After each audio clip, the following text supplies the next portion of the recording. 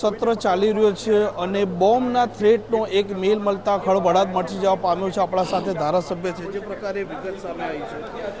જે રીતે માત્ર ધમકીઓનો દોર ચાલી રહ્યો છે, તમે જોતા હશો.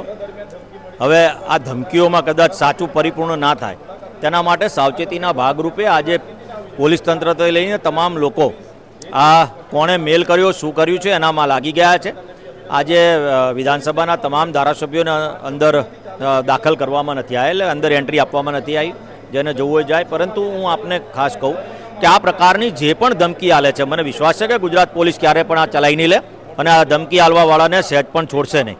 પરંતુ આવી ધમકીઓનો દોર વારંવાર ચાલે છે. ગુજરાતની શાંતિ ડોળવાનો જે લોકો પ્રયત્ન કરે છે એના મુખ્ય સૂત્રધાર સુધી આપણે પહોંચીને આ પ્રકારની ધમકીઓ આલવાને કાયદેસર ઊંચા કરીને એમને જેલની સલાખોમાં પૂરવા જોઈએ અને આવી ફરી ધમકીઓ ના આવે ને ગુજરાતની શાંતિ ના ડોળાય તેના માટે પ્રયત્ન કરવા જોઈએ.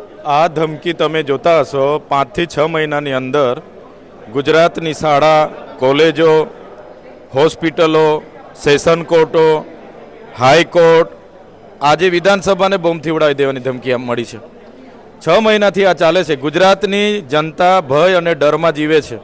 ગુજરાત પોલીસ પર આટલું મોટું ટેકનોલોજી છે, મેકેનિઝમ છે, તો 5-6 મહિનાથી ધમકીઓ આવે છે. કેટલા લોકોને પકડ્યા? આજે વિધાનસભાનું સત્ર હતું 9 વાગ્યાથી. ચાલુ સત્ર દરમિયાન ધમકી મળી બોમ્બથી ઉડાવી દે. બધા ધારાસભ્યને બહાર કાઢવામાં આવ્યા, મુલાકાતીઓને બહાર કાઢવામાં આવ્યા. ગુજરાત સરકાર શું કરે છે? હા, જે દિવસે ગુજરાત સરકાર અને પોલીસ વિભાગ આ ધમકી ભર્યા મેલ કરનારાઓને શોધીને પકડીને લાવશે એ દિવસે અમે પણ અભિનંદન આપીશું.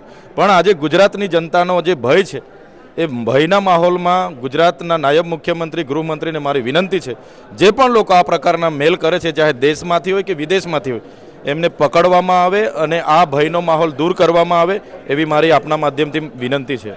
તો જે પ્રકારે તમે જોઈ રહ્યા છો કે વિધાનસભાનું આજે સત્ર છે અને એકાએક આ બોમ્બથી ઉડાવવાની ધમકી મળતા જે ધારાસભ્ય હતા, મુખ્યમંત્રી હતા, તે તમામને અહીંથી હટાવી દેવામાં આવ્યા છે. કેવળ અત્યારે અધિકારીઓ છે તેમને અંદર જવા દેવામાં આવ્યા છે. ચેકિંગ પણ આદરી દેવામાં આવ્યું છે અને સુરક્ષા છે તેનો બંદોબસ્ત પણ અત્યારે ચુસ્ત કરી દેવામાં આવ્યો છે. વારંવાર ગુજરાતમાં ક્યારેક કોર્ટ તો ક્યારેક સ્કૂલો છે તેમાં જે પ્રકારના મેલ આવતા હોય છે, પરંતુ આજે સત્રના 20મા દિવસે જ્યારે 9 વાગે બેઠકની શરૂઆત થવાની હતી અને એકાએક આ મેલ મળતા ખળભળાટ પણ મચી જવા પામ્યો છે. તોફિક ગાંચી, નવજીવન ન્યૂઝ, ગાંધીનગર. વૈષ્ણવજન તો તેને કહીએ જે પીડ પરાઈ.